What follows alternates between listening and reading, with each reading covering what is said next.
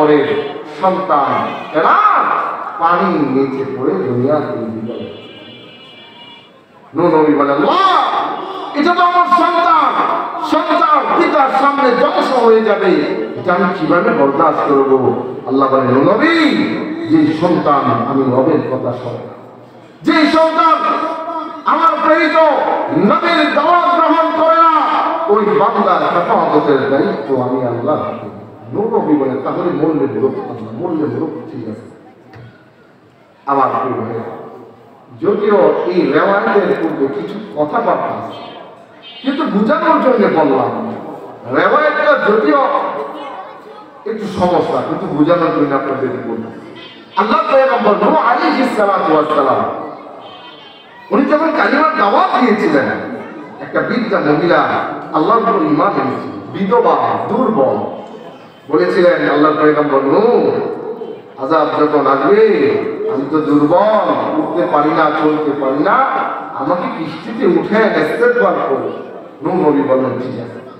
নূহ নবী কিস্তিতে উঠার পরে 40 দিন পর্যন্ত উপর থেকে বৃষ্টি বর্ষণ হয়েছিল, বন্যা। নূহ নবীর সমস্ত এলাকার কওমের লোক যারা ছিল ঈমানদার ব্যতীত সব বেঈমান কাফেরদের ঘরবাড়ি ধ্বংস হয়ে গেছে। এমনকি আল্লাহর ঘর পানির নিচে ভেঙে খানকার হয়েছে। নূহ নবী কিস্তি উঠে আযাব যখন শুরু হয়ে গেল, পানির উপরে কিস্তি চলতেছে চলতেছে, উনি বলেন আল্লাহ তোমার উপর তো একটা বিদ্যা আল্লাহ, মহিলাকে কিস্তিতে উঠার জন্য তো আল্লাহ বলেছিল আমার তো। উনি ইস্তেগফার 40 দিন পরে কিস্তি মাটির মধ্যে উনি কাদা মাটির উপর হাঁটতেছে আর বলতেছে আল্লাহ যারা ঈমানদার তাদের মৃত্যু হলো তাদের দেহ ঠিক থাকে, লাশ পচে ওরা নষ্ট হয় না। আল্লাহ তোমার ঈমানদার বান্দির লাশটা দেখে আছে কিনা? আল্লাহ পয়গম্বর নূহ আলাইহিস সালাম কিস্তি থেকে নেমে কাদা মাটির উপর হাঁটতেছে, বৃদ্ধা মহিলা ঈমানদার বান্দির লাশ খোঁজার জন্য এমনি তাকায় দেখে বেঈমান কাফেরদের ঘর বাড়ি নেই, সব ধ্বংস হয়ে গেছে। আল্লাহর ঘর খানে কাবা পানির নিচে ভেঙে খানখান হয়ে গেছে। এমনি তাকায় দেখে বৃদ্ধা মহিলার ঘর এখনো জমিনে দাঁড়ানো। সুবহানাল্লাহ, জোরে পড়বেন না?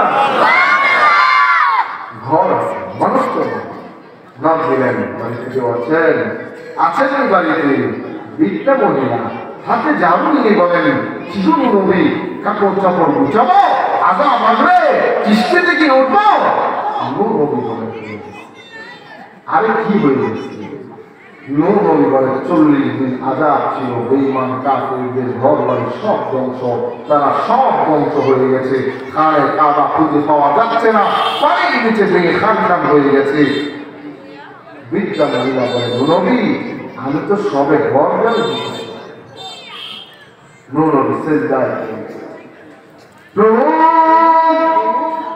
জায়গায় দেওয়া ঘর খানে কাবা পানির নিচে ভেঙে খানখান হয়ে গেল। আল্লাহ ওইখানে তোমার একজন বান্দি কিভাবে রয়ে যায়?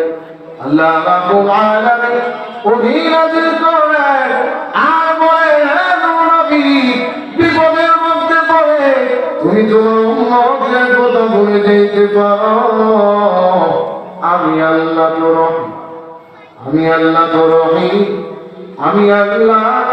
কোন বান্দা বান্দি যদি বিপদের মধ্যে পড়ে যায় আমি আল্লাহ আমার বান্দা বান্দির কথা ভুলে যাইতে পারি না। আল্লাহ পাক বুঝালেন সামনে আবার যেও একজন বিদ্যা ঈমানদার বান্দির দাম আল্লাহর কাছে 1000 গুণ। আমার আমার মূল আলোচনা হলো মানব জাতির মর্যাদা। এখন আসুন আমার আসল আলোচনা। হযরত আশরাফ আলী থানভী রাহমাতুল্লাহি আলাইহি লিখেন নূহ নবীর কওমের লোক যখন বেঈমান কাফের সব ধ্বংস হয়ে গেল, খানে কাবা নেই, উনি এটাও ভেঙে খানখান হয়ে গেল, কোনো কিছু নেই, যারা